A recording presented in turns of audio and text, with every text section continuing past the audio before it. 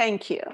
Well, thank you everybody for being here. Another meeting of Global Technopolitics Forums on 5th of April 2021. So we have a new person.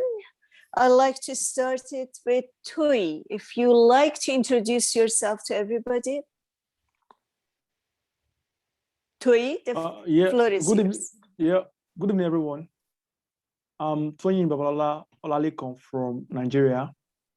Currently, I'm studying political science and public administration at the level of master's, Geleshim University, Istanbul, Turkey. And it's a privilege that I'm one of the newly incorporated members into Global Technopolitics Forum on internship basis. Thanks. You're welcome. Nice to have you with us. Yeah, and do you want to say something about your project, your interests in research? Okay, thanks very much. I'm clearly interested in researching on, though it's going to be on comparative basis or analysis, comparing the role played by new media in electioneering process in advanced country and the developing nation.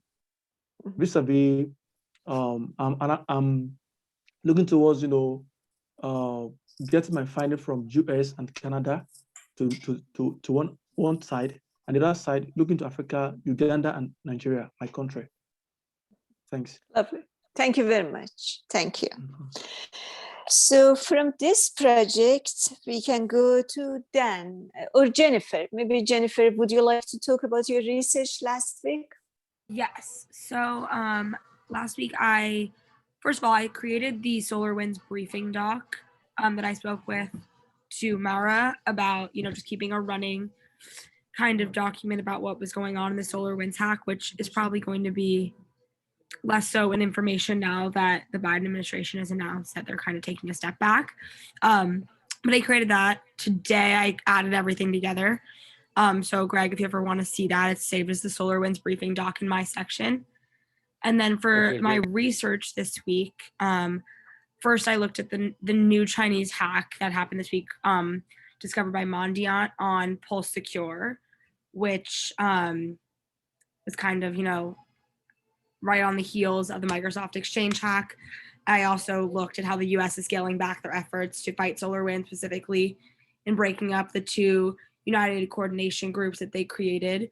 Although those groups did set a precedent for how there's going to be cross-agency collaboration going forward, as well as an increase in the utilization of the private sector in cybersecurity efforts. And then I also looked at the Thursday briefing by intelligence agencies to the House Intelligence Committee that really focused on China, Russia, Iran, and North Korea, and how they're going to be the main threats going forward on our infrastructure system, and just got a lot of good information from that. So that's where I took my research. Actually, I didn't see the last paper. I saw the other ones, but when I looked at your folder this morning, I didn't see the last paper, China, Iran, Russia. So it's that's saved one. as week of 419 research. Okay, I will double check. It should be in the right folder. Mm-hmm. I think it is in the right folder. Okay. Okay. So that's one thing. The other thing is you mentioned in one of your papers about Biden administration and new positions. Would be good if you give us some background about these people so we know where they come from. Are they coming from private sector? What positions they had before? So we know what we are expecting, what kind of direction for my they're week gonna of 412 research, you mean? Yes. I looked at papers you put there and the dates they have been updated. So that's how I look at papers. Okay, yeah. So for you mean Chris Inglis? Yes. You mean the new national cyber director and then the new head of CISA? Okay. Yes. Interesting, not surprisingly, they've mostly come from NSA. Mm-hmm. Okay, so so Chris Inglis came after like 28 years at the NSA, and then Jen Easterly came from Cybercom. So also NSA, yeah. Mm-hmm. Mm-hmm. Not quite, but yeah. And then I helped Greg out a little bit on his presentation. I hope that what I did was good. helpful. It turned out to be kind of fun. Mhm. Yeah. It went well. How did it go? Well, it seemed to be well received. Mhm. Good. Okay, so next, any comments, Greg, on No, I've had a Jennifer's quick look, papers? but I'll have to dig a little bit more. I just had a quick look. Oh, Just so everybody Yeah, there's knows, 3. It's the week of 4/12, week of 4/19, the Solar Winds briefing doc.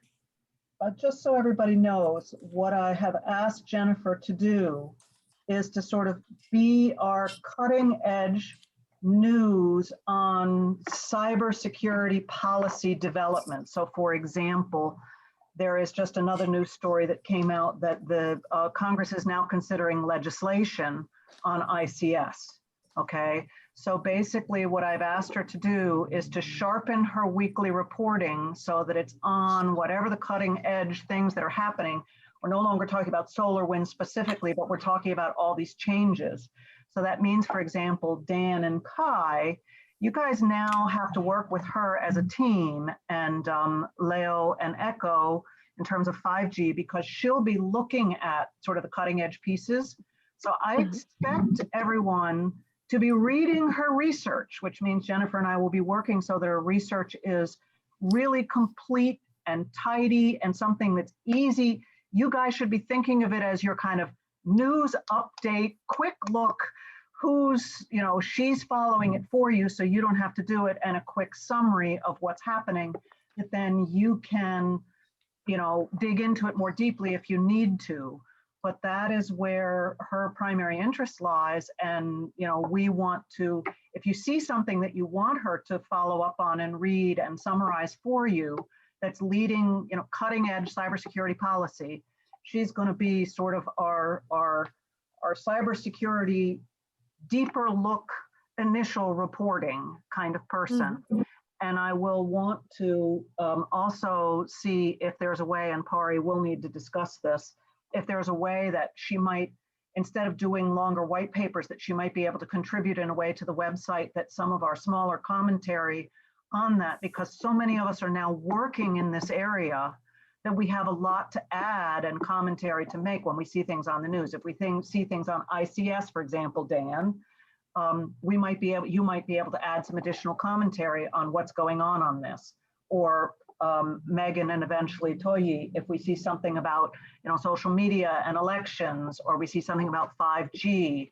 So I really want to try to begin to make the synergy of our research come together a little bit more. And so Jennifer's kind of going to be leading this push to be cutting edge, what's happening this week and next week, and yet keeping us aware of what's happening and giving us a basis for making some additional commentary. yeah, there is a way to do it. Let me think about it. And then maybe I have to put a session for everybody to teach them how to give access and provided that everybody wants to do it. So those who want to do it, they should write to me, because I don't want to spend time if you are not going to do it. Right, and that, I mean, Pari is obviously our web guru, so I defer entirely. Not really.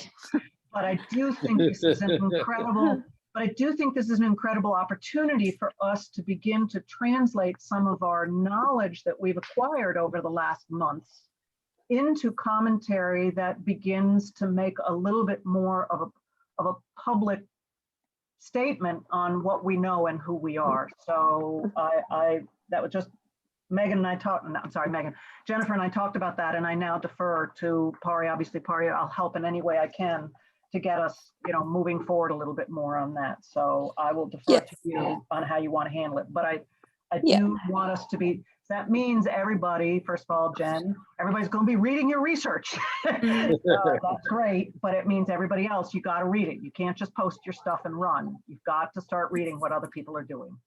Yeah, and most importantly, I really want to have white papers out, because from white papers, we want to write proposals. We want to actually, I want to action rather than just research. So then I can turn these white papers to some sort of action, some software, some kind of thing that has impact on the ground.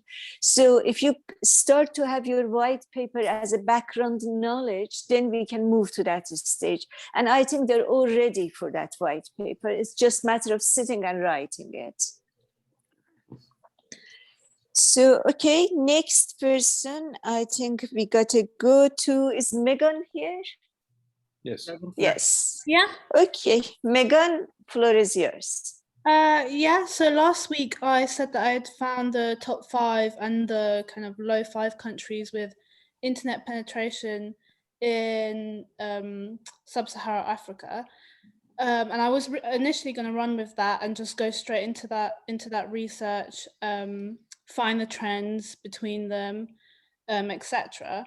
But then I had a meeting with Maura, and we kind of ran off the comment that Paul made about what's the difference between internet penetration and mobile usage, and why does mobile usage have such high percentage, whereas internet penetration is literally like 1%. So I've kind of gone into that, and what I found is that when you look at mobile usage in statistics, they include both smartphones and kind of cell phones, which is just text and calls, which has nothing to do with the internet, when in reality they don't have access to the internet. But smartphones in the SSA are quite not used by the majority of the population. They're only really used by between 30 and 40%. So mobile usage does not correlate. That was wrong. Correlate at all to internet penetration. So I think what we need to do maybe is look at mobile internet usage, which would just be smartphones rather than cell phones and smartphones as a big lump sum. And Megan, did you look at World Wide Web Foundation, which I mentioned to you? Oh, no, I haven't. I didn't even get a chance to look at that. Okay, because they have done this study. That's what they are doing. They basically their mission is to ensure that internet is used by everybody. So they have done a lot of research on, especially in Africa, in terms of inequalities and why the access is not as it should be, which countries are advanced, what issues are in the society, the gender issues. They've done a lot of study. So I suggest you look at it. I have connections. If you need it, I can put you in touch, but you have to remind me. Yeah, I think maybe I'll focus just on that next week, and so I have a more concrete report on why internet penetration and mobile use is so different. Yeah, and remind me, I can introduce you to some people there. Yeah. Okay, Maura? I just read what you wrote this morning, Megan, and my comment was very simple. Because our focus is on digital impact on elections, I think the question we need to ask is, are the people using the mobile devices able to access social media?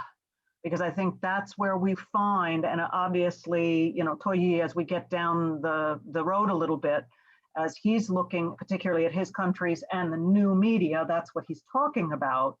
And so the real question for you, Megan, will be sorting through what access do they actually have to materials that will influence their ability to be influenced in the electoral process. So that, I don't know what the answer is going to be, but I think, correct me if I'm right, Paul, 2G is just texting and 3G will allow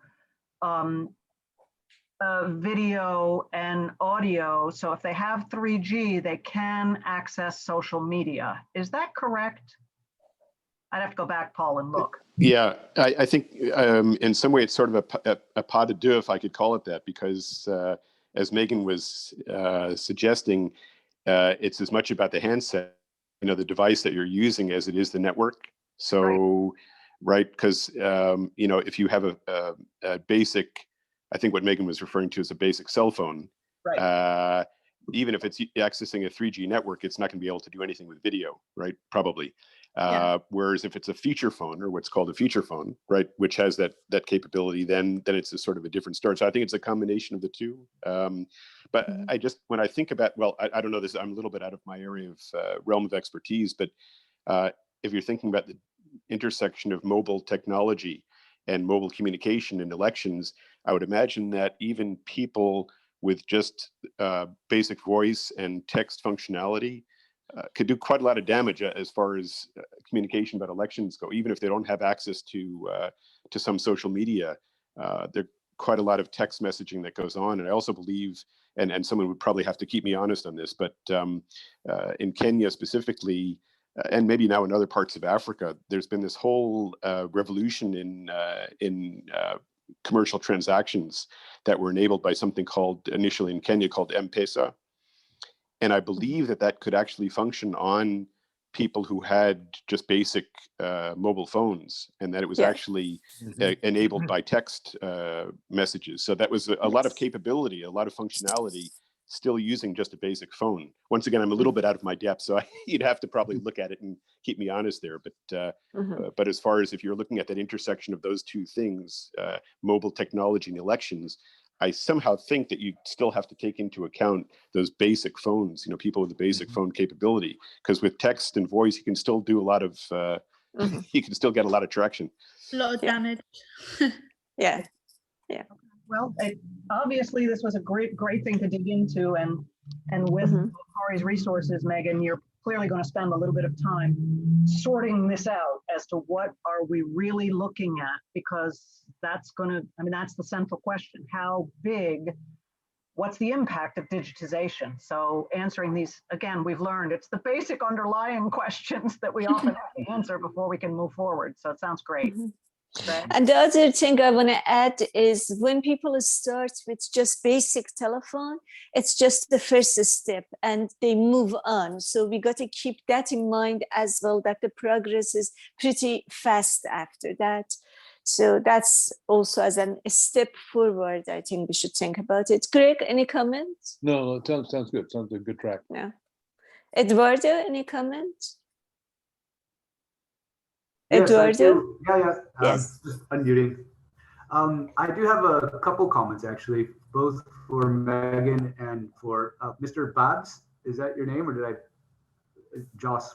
What is in fact your name? I don't want to mischaracterize. Sorry, my name's Towing. Towing? Towing. Okay. What? But Friday can call me Joseph. Joseph is from Joseph. Babs I'll go with is from Joseph. Babalala. Okay. Yeah. Okay. Joseph, I have a book that you might already have come across, or you might be interested in reading if you have it. I'm going to pull it up here for everyone to have a look at. Social media. Oh, cool. That might be backwards for all you all. I'm going to search for it.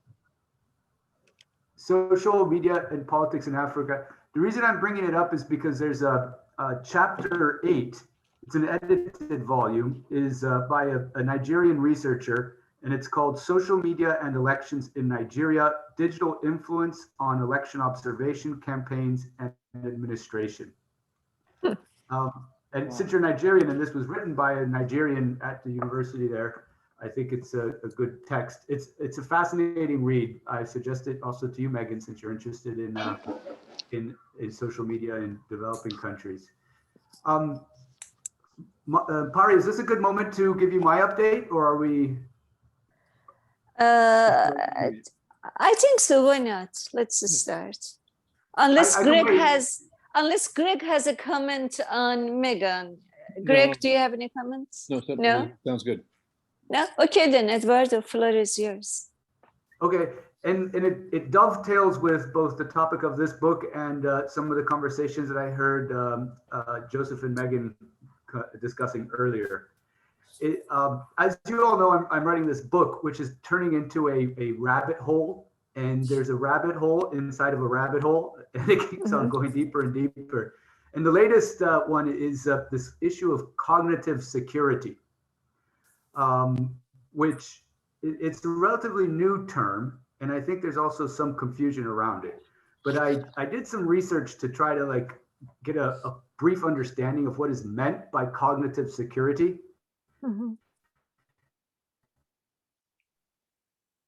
And the best description I've found. So while cybersecurity is in fact a pressing concern, there is indeed a novel focus on this issue of cognitive security. And there's a new center, which is called the Cognitive Security Intelligence Center, which is headed by a fellow called Stephen Bradley, which you might want to research. His ideas are very interesting. Cognitive Security Intelligence Center. What the basic argument here is that we're no longer in a environment in which internet systems or other online systems can be hacked, but also the cognitive workings of human beings can be hacked. So there's a big shift, I would say, from focusing on just hardware and systems to thinking.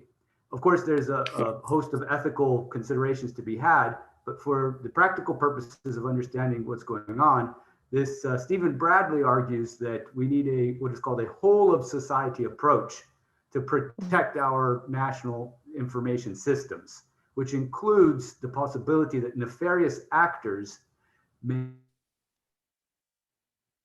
purposefully create misinformation intently created to change the belief systems of large amounts of human population, which will then bring about certain behaviors that can have political, economic consequences.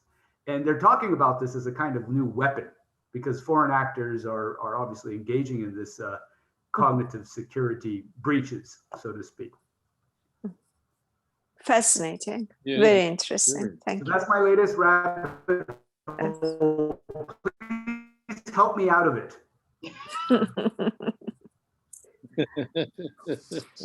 Eduardo, you just have to find the rabbit and pull it out. You know, get the rabbit out of the hole there.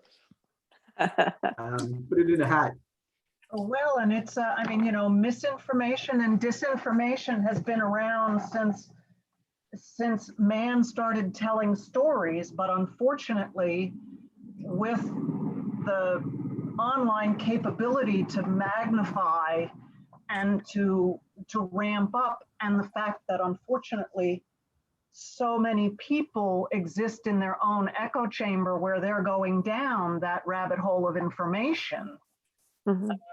Yeah, it's that, I hate to say this, Eduardo, but I don't think there's a way out of your rabbit hole. I mean, But I think, Maura, beyond the fact that internet magnifies and the fact that there are these echo chambers, I think there's another factor, and then that's the sophistication of this system to understand people and then manipulate them. And I think that's where this hacking of intelligence, I don't know whatever this new cognitive security concern comes, the fact that they can understand you better than you understand yourself and then manipulate it. And I think it started with, you know, tech giants as a commercial proposal intention, but it has gone out of hand now. So I think it's fascinating. Yeah. Any comment, Greg? No, it is fascinating. It's a wonderful subject, and I wish you luck with the rabbit hole, Eduardo. Thanks. I'll post We some all of have the that links. experience. You've been there? Okay. Yes. Well, you all, Oh, yeah. you all seem happy and healthy. So I guess his way out of it.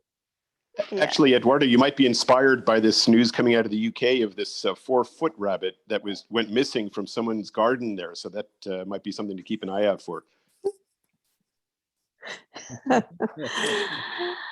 Okay, so next we go to Dan Simmons. Yeah, so this week I just was going through, excuse me, a lot of comments that Adinas had posted on my section of the ICS research, and so I've been resolving those. The biggest comment was the section and how it's just lacking in general.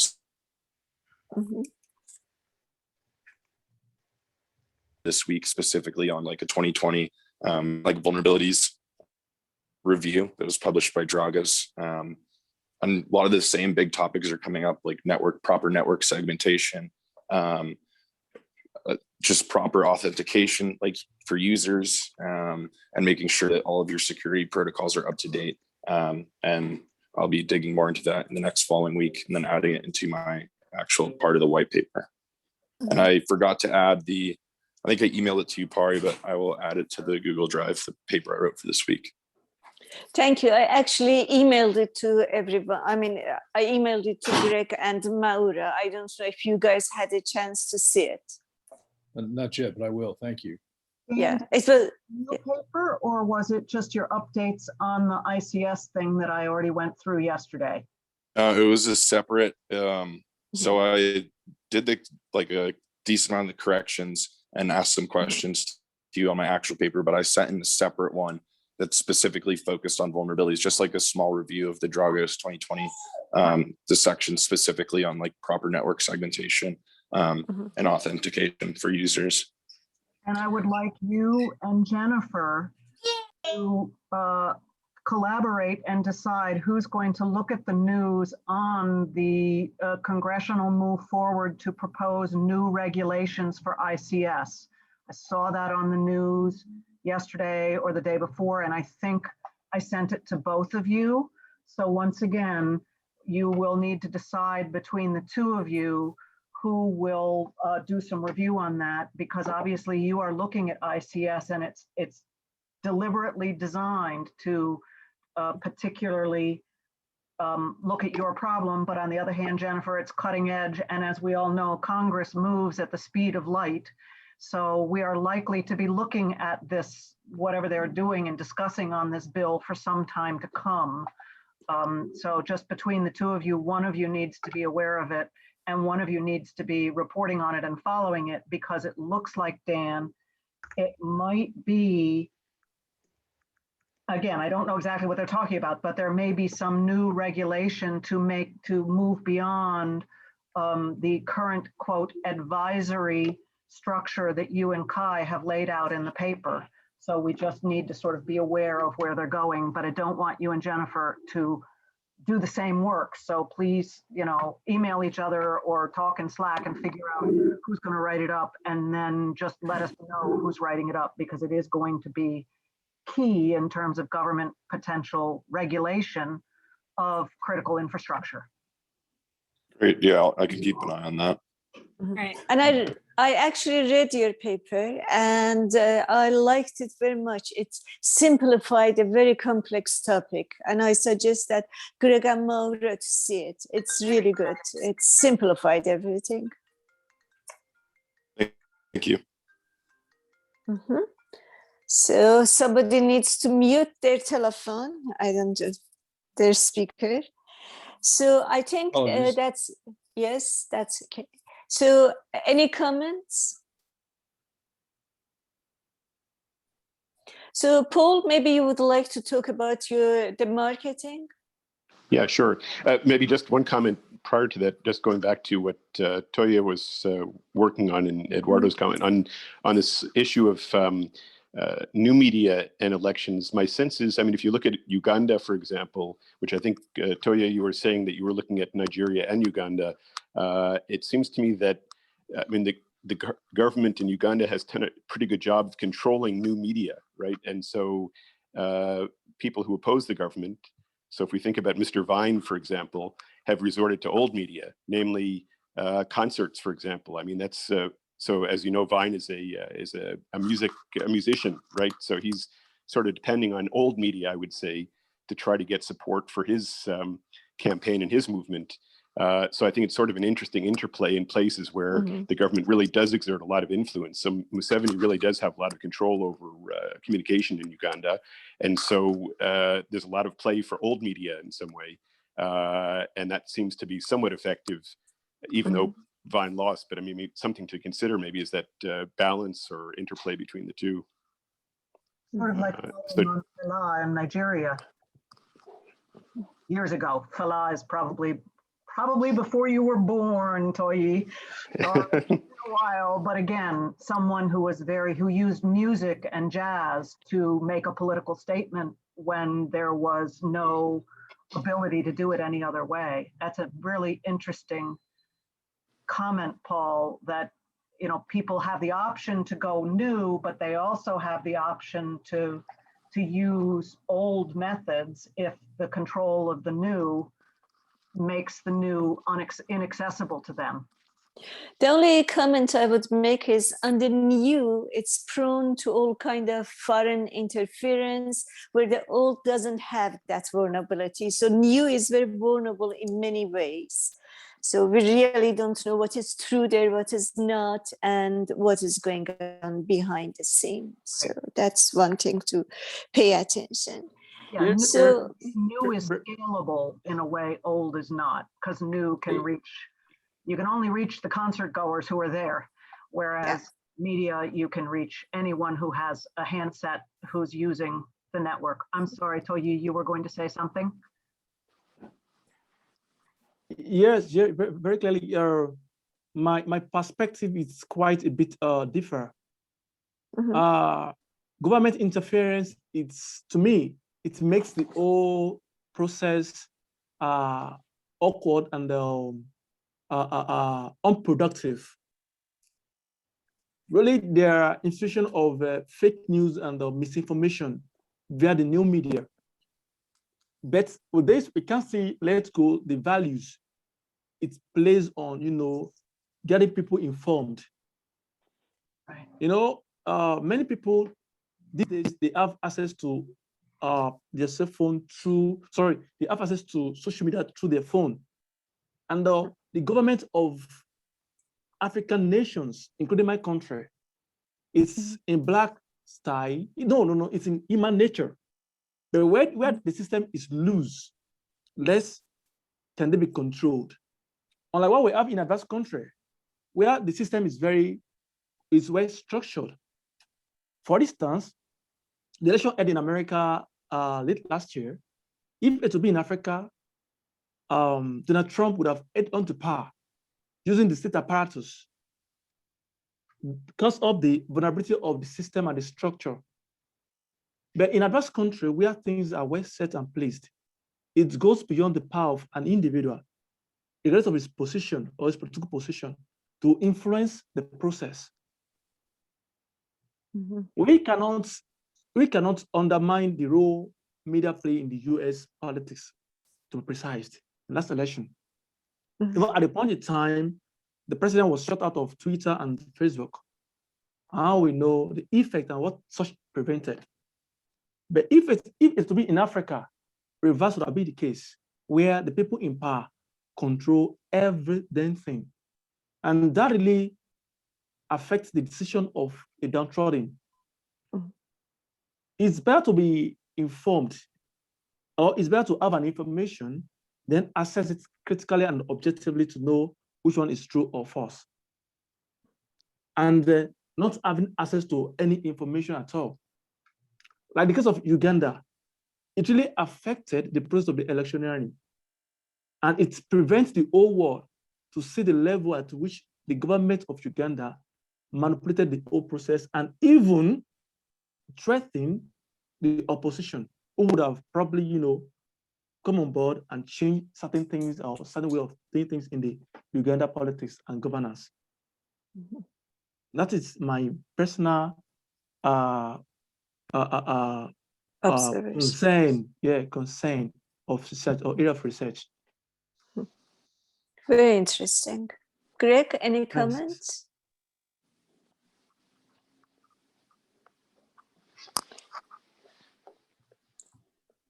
Any comment from anyone?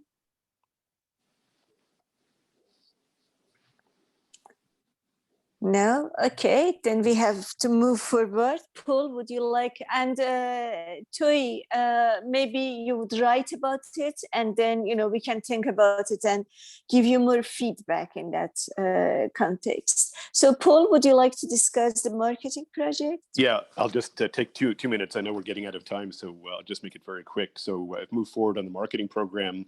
I've now developed a execution for the text that goes along with the ads that we're putting together. And Paddy, I saw your feedback on that and refinement, so that's perfect. I think now everything's in place. I was sort of playing around a little bit with the shadowing on the what I put together on the landing page. So I just need to sort of scale back on that a little bit. It was just an experiment, but then I think we're okay at that point. My only thought then going forward, maybe not for this campaign, but for the next one, as I mentioned, is that similar organizations that are looking for donations have the payment mechanism right on the page, because I guess they're trying to avoid having any other hurdle for people to, have any hesitation about contributing. And they were able to embed that feature, that mechanism, that function right on the same page. So I can see how it can be done. It's going to take a little bit of doing to figure out exactly how to implement it, but I think maybe that will be for the next one. If you discuss it with me, we can work it together. Perfect. Yeah, that'd be great, because I can see that Sure. might be an advantage. All right. Yeah, makes sense. Makes sense. Okay. So any other comment from anybody? No? Okay, then thank you very much, everybody, for being here, and have a wonderful week. And we see you next week, and we will be in touch during the week, and good luck with your works. Take care. Yes? All right, I want to say that that COVID passport event is still happening, but there's been some slowdown on the details. So I haven't reached out because I'm waiting for information. We have a speaker from Israel who will be joining, and we still have to confirm that. So I wanted to tell you, I will inform you, but I have no information as of yet. Thank you very much. Thank you. Thank you. Okay, bye everyone. Bye-bye. Bye. Thank you, Good everybody. week. Bye-bye. Thank you. Bye. Bye.